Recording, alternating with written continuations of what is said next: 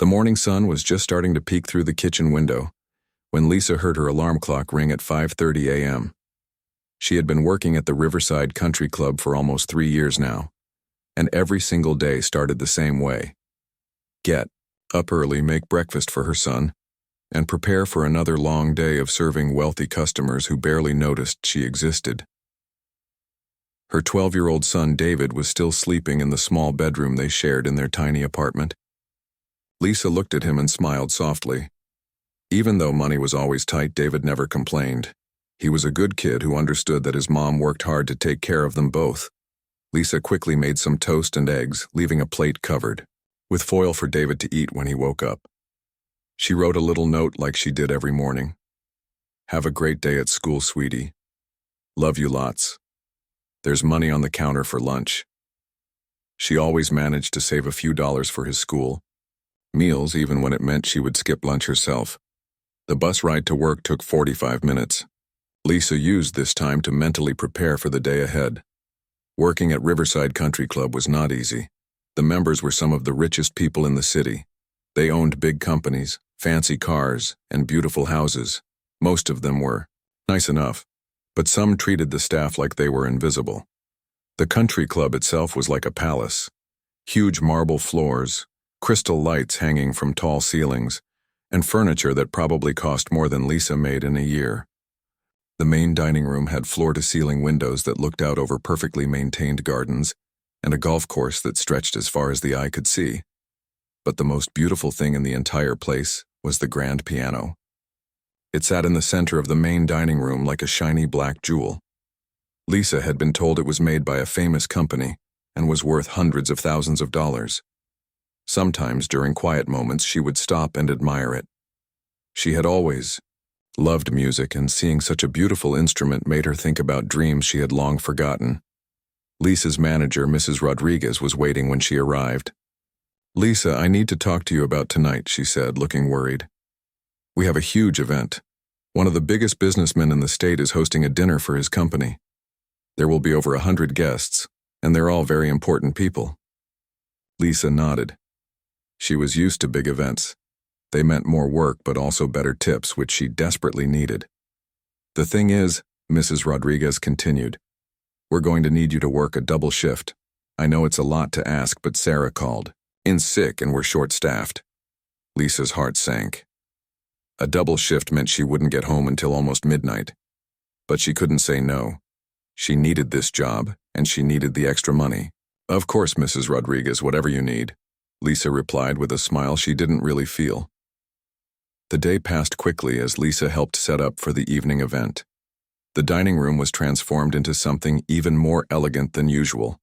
White tablecloths, golden plates, and fresh flowers on every table. The smell of expensive food drifted from the kitchen as the chefs prepared a menu that cost more per plate than Lisa spent on groceries in a week.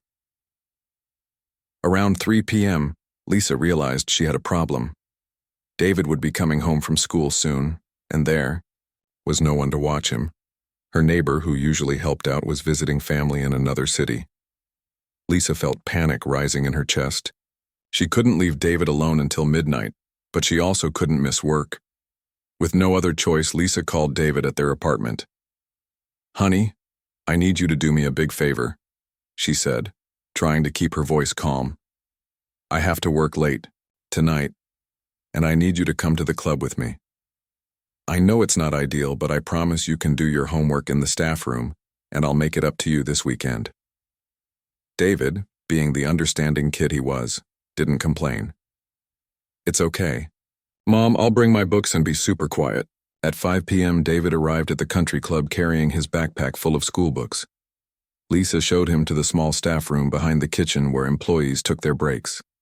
It wasn't much, just a few chairs, a small table, and a coffee machine, but it would have to do. "Remember what I told you," Lisa said, kneeling down to look David in the eyes. "Stay in this room. Don't wander around the club. These are very important people having a business dinner, and they can't be disturbed. If you need anything, find me, but try to stay out of sight, okay?" David nodded seriously. He understood that his mom's job was important and that he needed to be invisible tonight. The guests started arriving around 6 p.m. Lisa watched through. The kitchen doors as expensive cars pulled up to the front entrance. Men in perfectly pressed suits and women in beautiful dresses stepped out, laughing and talking loudly. Their jewelry sparkled under the lights and everything about them screamed money and power. The host of the evening was a tall man with gray hair named Mr. Wellington. Lisa had heard about him from other staff members. He owned a huge technology company and was known for being very demanding and not very patient with mistakes. Some of the older waitresses had warned her to be extra careful around him. As the evening progressed, Lisa found herself running from table to table, making sure everyone had everything they needed. The guests were drinking expensive wine and eating food that Lisa couldn't even pronounce. The conversations were about business deals, stock markets, and vacation homes in places she had only seen in magazines. During a brief break around 8 p.m., Lisa checked on David. He was sitting at the small table working on his math homework with a focused expression. Despite being only 12, he had always been mature for his age. Growing up with just his mom had taught him to be independent and responsible. "How are you doing, sweetie?" Lisa whispered. "I'm good, Mom. Don't worry about me. This homework is actually pretty easy," David replied with a smile. Lisa felt a wave of love and pride wash over her. Even in this difficult situation, David was being strong and helpful. She gave him a quick hug before heading back to work. The evening continued without any problems until around 9 p.m. Lisa was carrying a tray of desserts to one of the tables when she heard the most beautiful sound. Someone was playing the piano in the main dining room. The music was soft and elegant, perfectly matching the atmosphere of the fancy dinner. But as Lisa got closer to the dining room, she realized something was wrong. The professional pianist who was supposed to play during dinner had left hours ago. So who was playing now? Her blood ran cold when she saw the answer. David was sitting at the beautiful grand piano, his small fingers moving gracefully across the keys. He was completely lost in the music, his eyes closed and a peaceful expression on his face. Lisa's heart started racing. This was exactly what she had told him not to do. The guests were all turning to look, and she could see Mr. Wellington's face getting red with anger as he noticed the young boy at his expensive piano. David had no idea that he had just walked into what was about to become the most important moment of both their lives. He was simply doing what he loved most in the world, making music. But to the wealthy guests watching him, he was just a poor kid who didn't belong in their world, touching something that was far too valuable for someone like him. Lisa dropped her tray on a nearby table and started moving toward the piano, hoping to get David away before the situation got worse, but she was too late. Mr. Wellington was already standing up from his table, his face showing the kind of anger that Lisa had learned to fear from wealthy customers who felt their space had been invaded. The beautiful music continued to fill the room, but Lisa could feel the tension building like a storm about to break. She had worked so hard to keep this job to provide for David, and now everything might fall apart because her son had touched something he wasn't supposed to touch. What Lisa didn't know was that David had been teaching himself to play piano for over 2 years using old books from the library and free videos on the internet. Music was his escape from their small apartment and their difficult life. When he saw the beautiful piano sitting alone in the elegant room, he couldn't resist the chance to play on a real professional instrument for the first time in his life. Lisa reached the edge of the dining room. She saw Mr. Wellington walking toward the piano with determined steps. The other guests had stopped their conversations and were watching the scene unfold. Some looked curious, others appeared uncomfortable, but none seemed ready to intervene. David finished the piece he was playing and opened his eyes, finally noticing the room full of people staring at him. His face immediately showed fear and embarrassment, as he realized he had made a terrible mistake. But before he could get up from the piano bench, Mr. Wellington reached him, and Lisa knew that everything was about to change forever. Mr. Wellington's expensive leather shoes clicked loudly against the marble floor as he walked toward the piano. Every step seemed to echo through the now silent dining room. The beautiful music had stopped, and David sat frozen on the piano bench, his small hand still resting on the keys. "Excuse me, young man." Mr. Wellington's voice cut through the silence like a knife. His tone was cold and sharp, the kind of voice that was used to being obeyed without question. "What exactly do you think you're doing?" David looked up with wide, frightened eyes. He had never seen anyone look at him with such anger before. His mouth opened, but no words came out. He was too scared to speak. Lisa was moving as fast as she could through the dining room, weaving between tables and chairs. Her heart was pounding so hard she could hear it in her ears. She had to get to David before this situation got any worse. "I asked you a question, boy," Mr. Wellington continued, his voice getting louder. "Do you have any idea what you've just done? Do you understand what you're touching?" The other guests were all staring now. Some had their phones out, probably taking pictures or videos. Lisa could see the shocked expressions on their faces. This was not the kind of entertainment they had expected at their fancy business dinner. David finally found his voice, though it came out as barely a whisper. "I'm sorry, sir. I just wanted to play the piano. I didn't mean to cause any trouble, Mr." Wellington's face got even redder. "You didn't mean to cause trouble. Do you have any idea how much this piano costs? This instrument is worth more money than your family will ever see in their entire lives." Lisa finally reached them, her face flushed from running and from embarrassment. "I'm so sorry, Mr. Wellington," she said, slightly out of breath. "David, get away from there right now. I told you to stay in the staff room." But Mr. Wellington held up his hand to stop her. "Oh no, don't apologize to me. Apologize to everyone in this room. Your son has just shown complete disrespect for other people's property." David started to get up from the piano bench, but Mr. Wellington wasn't finished. "Sit back down, young man. We're not done here."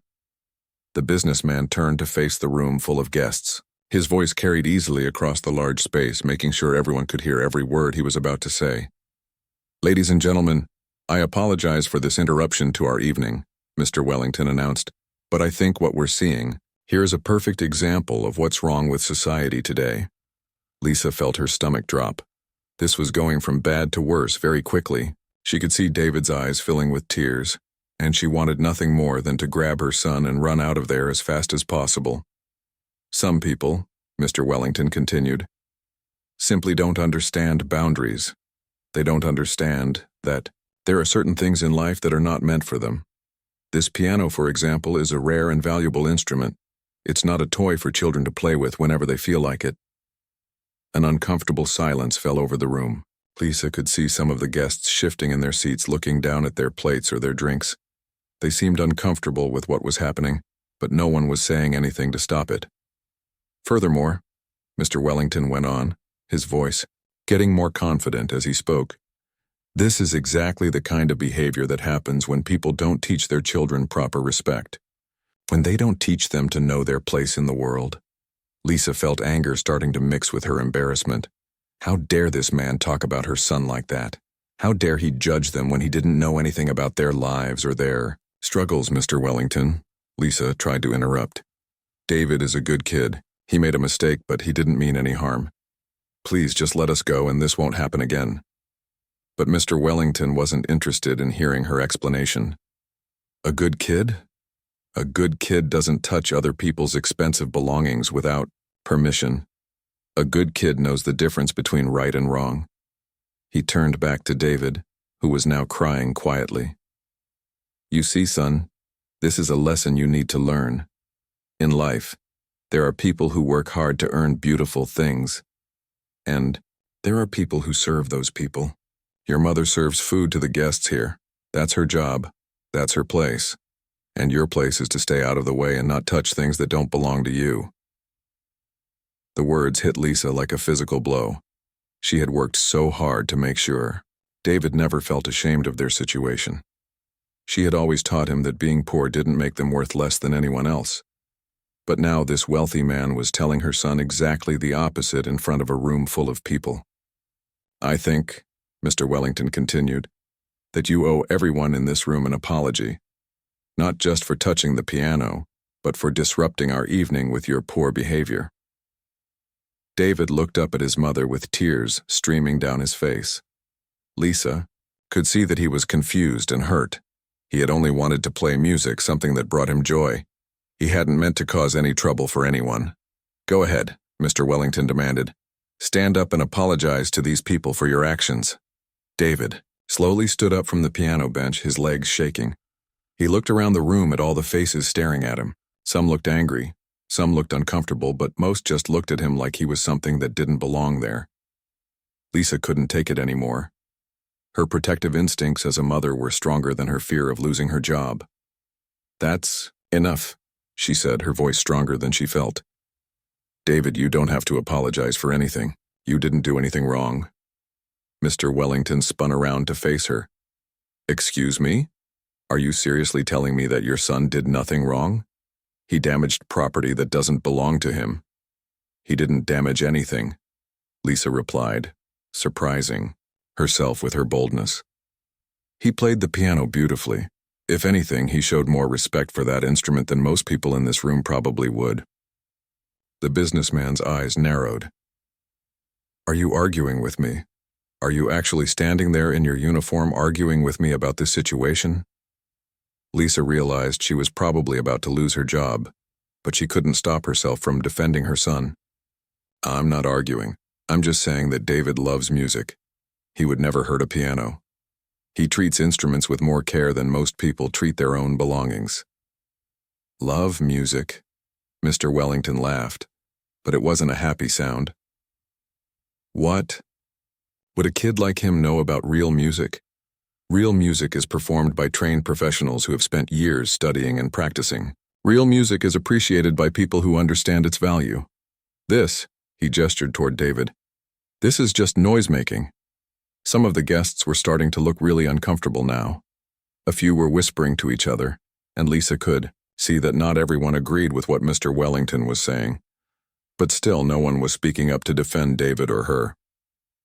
"I'll tell you what's going to happen," Mr. Wellington announced to the room. "This woman is going to take her son and leave immediately, and tomorrow I'm going to speak to the management about making sure that employees understand that their children are not allowed in this establishment under any circumstances." Lisa felt like the world was crashing down around her. Not only was she being humiliated in front of all these people, but she was probably going to lose her job too. How would she pay their rent? How would she buy food for David? How would she survive? "Please," she said, her voice barely above a whisper, "I need this job. I'm a single mother, and this is the only way I can support my son. I promise this will never happen again." Mr. Wellington looked at her with cold eyes. "You should have thought about that before you brought your child to a place where he doesn't belong. Some people need to learn that actions have consequences."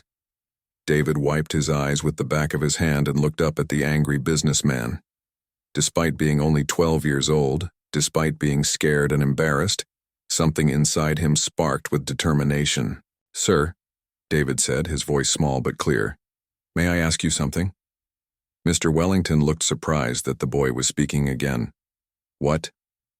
Do you know how to play the piano?" The question caught everyone off guard.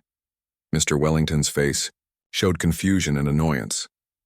"What kind of question is that? Of course I don't play the piano. I'm a businessman, not a musician." David nodded slowly. "Then how do you know I was making noise instead of music?" The room went completely silent. Even the sounds from the kitchen seemed to stop. Everyone was staring at the 12-year-old boy who had just challenged one of the most powerful men in the state.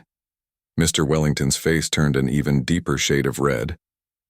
"How dare you question me, you little—" But David interrupted him, something that probably no one had ever done before. "If you don't know how to play, then maybe you should listen before you decide if it's music or noise." And with that, David sat back down at the piano bench and placed his hands on the keys once more. David's small hands trembled slightly as they touched the piano keys. The entire room was holding its breath, waiting to see what would happen next. Mr. Wellington stood behind him, his face red with anger, clearly not expecting to be challenged by a 12-year-old boy. "This is ridiculous," Mr. Wellington muttered under his breath. "I'm not going to stand here and listen to some kid bang on a piano just to prove a point." But as David's fingers began to move across the keys, something magical happened. The first notes that came from the piano were not the clumsy sounds of a child playing around. They were clear, beautiful and perfectly controlled. David started with a gentle melody, something soft and sweet that seemed to float through the air. The notes were clean and precise, each one placed exactly where it should be. Even Mr. Wellington stopped talking and stared in surprise. Lisa watched her son with amazement. She knew David loved music and had been teaching himself to play, but she had never heard him play like this. At home, he only had access to an old keyboard with broken keys and no sound. She had no idea he had become this good. The melody David was playing was something many people in the room recognized, but they couldn't quite place it. It was classical music, the kind that usually played in fancy hotels and expensive restaurants. But David wasn't just playing the notes. He was making the music come alive. As the gentle introduction continued, some of the guests began to lean forward in their chairs. The anger and tension that had filled the room just moments before was slowly being replaced by curiosity and wonder.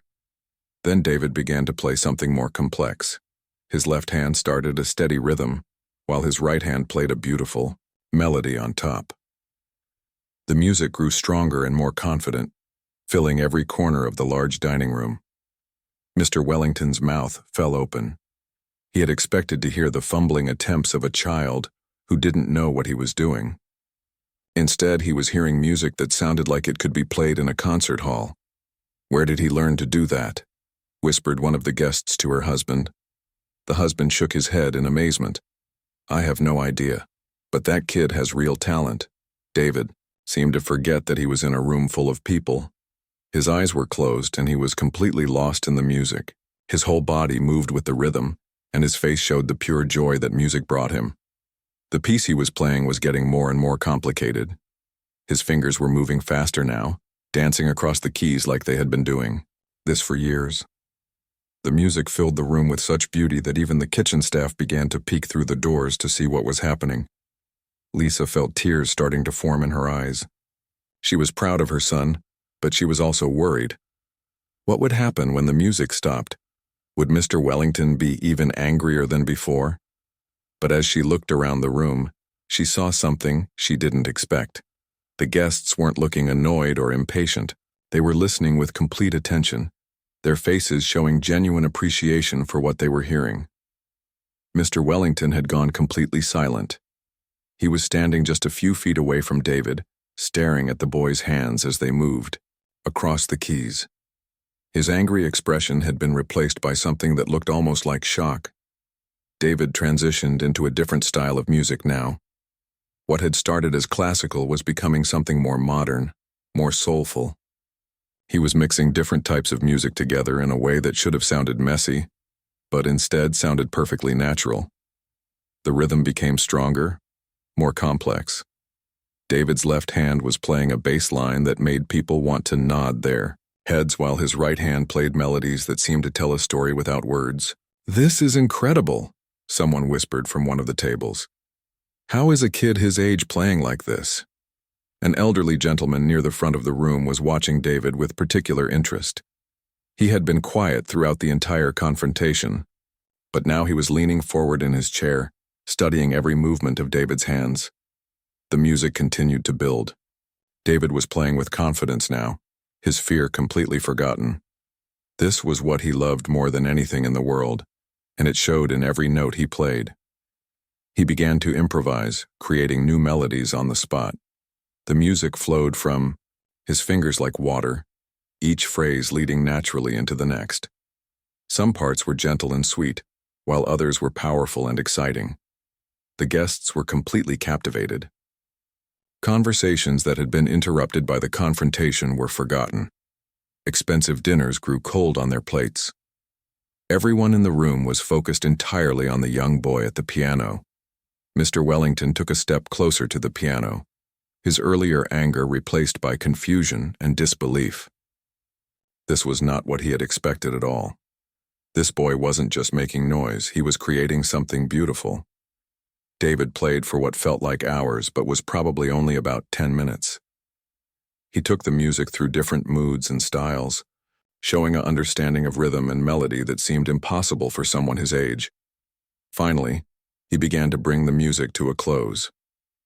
The volume grew softer, The rhythm slowed down, and the melody became gentle and peaceful once again. The last few notes hung in the air like a whisper, before fading into complete silence. For a moment, nobody moved. Nobody spoke. Nobody even seemed to breathe. The silence stretched on and on as if the entire room was still processing what they had just heard. David opened his eyes and looked around nervously. The silence was making him worried. Had he done something wrong again? Were people angry with him for playing so long? Then from somewhere in the back of the room, someone started clapping. Slowly at first, just one person, then another, then another. Within seconds, the entire room erupted in applause. People were not just clapping politely, they were giving David a real enthusiastic standing ovation.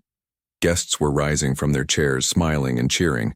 Some were wiping tears from their eyes. "Bravo!" called out one of the women. "That was absolutely beautiful." "Amazing!" shouted someone else. "I've never heard anything like it." David looked around in shock. These were the same people who had been staring at him with disapproval just minutes before. Now they were cheering for him like he was a professional performer. Lisa was crying now, tears of pride and relief streaming down her face. Her son had not only defended himself, he had proven that he belonged in this room just as much as anyone else. The elderly gentleman who had been watching so carefully stood up and began walking toward the piano. He was clapping as he walked, a huge smile on his face. "Young man," he said as he reached David, "that was absolutely extraordinary. In all my years, I have rarely heard such natural talent." Mr. Wellington was still standing frozen, his mouth hanging open. He looked like someone had just told him that the sky was green instead of blue. Everything he had assumed about David had been completely wrong. "Where did you learn to play like that?" the elderly gentleman asked David. David looked nervously at his mother, then back at the man. "I taught myself, sir. I use books from the library and videos on the internet, and sometimes I practice on an old keyboard we have at home." The man's eyebrows shot up in surprise. "You taught yourself? No formal lessons?" David shook his head. "We can't afford lessons, but I love music so much that I practice every day." The gentleman turned to address the room. "Ladies and gentlemen, what we have just witnessed is something truly special. This young man has natural musical ability that cannot be taught. It's a gift that appears maybe once in a generation." He looked back at David with kind eyes. "Son, I haven't introduced myself. My name is Professor Williams, and I taught music at the university for over 30 years. I've heard thousands of students play the piano, and I can tell you that you have something very rare and very precious." Mr. Wellington finally found his voice again. But he's just a kid. How can he play like that without proper training?" "Professor," Williams smiled, "music doesn't care how old you are or where you come from. Talent like this exists in the heart and the soul. This boy has been blessed with a gift that many professional musicians would envy." The professor turned back to David. "Tell me, what do you dream of doing with your music?" David's eyes lit up. "I want to learn everything I can. I want to play all different kinds of music, and someday, maybe I could play for people who love music as much as I do." "Well," Professor Williams said with a warm smile, "I think we can definitely help make that dream come true." Mr. Wellington was looking around the room at all the faces staring at him. Just minutes ago, he had been lecturing everyone about knowing their place in society. Now he was the one who looked out of place, the one who had completely misjudged the situation. The applause had finally died down, but people were still talking excitedly about David's performance. The atmosphere in the room had completely changed. What had started as an uncomfortable confrontation had become something beautiful and inspiring. Lisa walked over to her son and put her arm around his shoulders. "I'm so proud of you," she whispered. David looked up at her with a smile that seemed to light up his entire face. "Did I do okay, Mom?" "You did more than okay, sweetheart. You were absolutely perfect." But the evening wasn't over yet. "Professor." Williams had something more to say, and Mr. Wellington was about to learn that his actions would have consequences he never expected. Professor Williams wasn't finished speaking. He looked around the room at all the wealthy guests who were still buzzing with excitement about David's performance. His voice carried easily across the dining room as he continued. "I want everyone here to understand something important," the professor said. "What we just witnessed is not just impressive for a 12-year-old boy. This level of musical understanding and technical skill would be remarkable for someone of any age. This young man has what we call perfect pitch, incredible rhythm, and, most importantly, the ability to feel music in his soul." David looked up at the professor with wide eyes. He had never heard anyone talk about his playing in such a way. At home, he just played because it made him happy. He had no idea that what he was doing was special. Mr. Wellington was still standing near the piano, but now he looked very uncomfortable. The confident, angry businessman from earlier had been replaced by someone who clearly didn't know what to say or do next. Professor Williams turned to look directly at Mr. Wellington. "You know, Richard, I've been sitting here listening to you talk about knowing one's place in society, about how some people are meant to serve and others are meant to be served." The use of his first name seemed to surprise Mr. Wellington. He straightened up and tried to regain some of his earlier authority. "Professor Williams, I didn't realize you were here tonight." "Oh, I've been here the whole time," the professor replied with a slight smile. "I've been watching and listening to everything that's happened tonight, and I have to say it's been quite educational." Lisa was still standing next to David, her arm around his shoulders. She could sense that something important was about to happen, but she wasn't sure what. "You see," Professor Williams continued, "I've spent my entire career studying music and working with talented young people. And one thing I've learned is that real talent, real genius, doesn't care about money or social status. It shows up where it wants to show up." He gestured toward David. "This boy has been given a gift that most people can only dream of having, and instead of recognizing that gift, instead of celebrating it, you chose to embarrass him and his hardworking mother." The room had gone quiet again. Everyone was listening carefully to what the professor was saying. Some of the guests were nodding in agreement. "Furthermore," Professor Williams said, his voice getting stronger, "you made some very serious statements tonight about people knowing their place. You suggested that this young man and his mother are somehow less valuable than the rest of us, because they don't have as much money."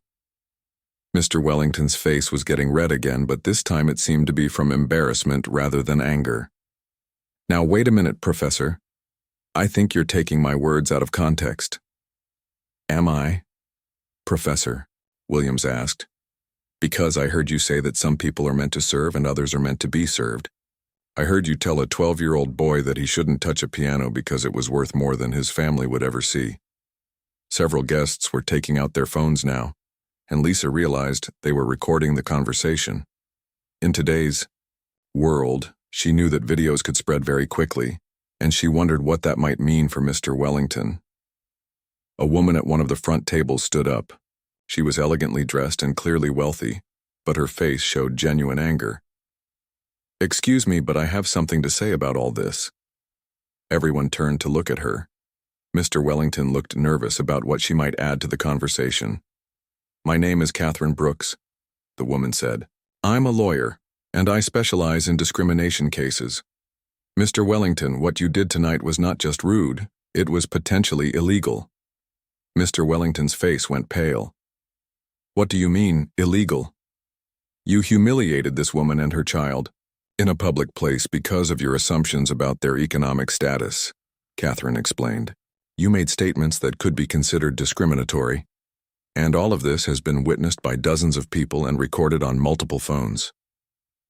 Lisa felt a mix of fear and hope. She didn't want any trouble, but she also didn't want Mr.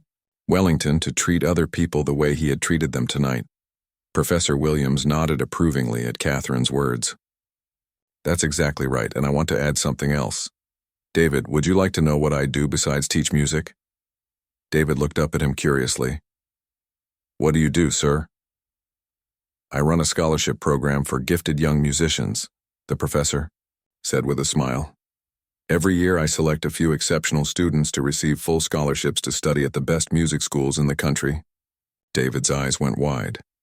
Lisa felt her heart skip a beat. Could this really be happening? Now, Professor Williams continued, I was planning to announce this year's scholarship winners next month, but after what I heard tonight, I think I can make an exception. He knelt down so he was at eye level with David. Son, if you're interested, I would like to offer you a full scholarship to study music. This would include private lessons with the best teachers, access to professional instruments, and eventually, if you wanted a place at one of the top music universities in the country. David looked like he couldn't believe what he was hearing. Are you serious, really? Dead serious, Professor Williams replied. Talent like yours shouldn't be wasted. You deserve every opportunity to develop your gift. Lisa started crying again, but this time they were tears of joy and relief. All her worries about paying for David's music education, all her dreams of giving him better opportunities, suddenly seemed possible. But Professor Williams wasn't done. He stood up and addressed the entire room again. I want everyone here to remember what happened tonight. We almost missed something beautiful because someone made assumptions based on appearances and economic status. He looked directly at Mr. Wellington. Richard, you owe this family an apology, a real, sincere apology. Mr. Wellington looked around the room. Every face was staring at him, waiting to see what he would do. He could probably count on one hand the number of times in his adult life that he had been forced to apologize for anything. He started, then stopped. The words seemed to be stuck in his throat. Catherine Brooks, the lawyer, stepped forward. Mr. Wellington, I think you should know that several people in this room have already posted videos of tonight's events on social media. By tomorrow morning, thousands of people will have seen how you treated this family. Mr. Wellington's face went even paler. In today's world, he knew that public opinion could destroy a person's reputation very quickly. Furthermore, Catherine continued, I'm prepared to represent Lisa and David if they decide to pursue legal action against you for the humiliation and discrimination they experienced tonight. Lisa spoke up for the first time in several minutes. I don't want any trouble, I just want to work and take care of my son. And you should be able to do that without being treated the way you were treated tonight, Catherine replied firmly. An older gentleman at one of the back tables stood up. Excuse me, but I'd like to say something as well. He walked toward the front of the room. My name is Robert Chen, and I own several restaurants in the city. Lisa, I've been watching how you've, handled yourself tonight. How you've protected your son and maintained your dignity even when you were being treated poorly. Lisa looked at him with confusion. Where was this going? I'm looking for a manager for my newest restaurant, Robert continued. It's an upscale place, similar to this country club. The job comes with a much better salary than what you're making. Here, health insurance and flexible hours so you can support David's music education. Lisa's mouth fell open. Are you offering me a job? I'm offering you a career, Robert replied with a smile. Someone with your professionalism and grace under pressure is exactly what I need. David looked up at his mother with excitement. Mom, this is amazing. But the evening still wasn't over. Another guest stepped forward, a middle-aged woman with kind eyes.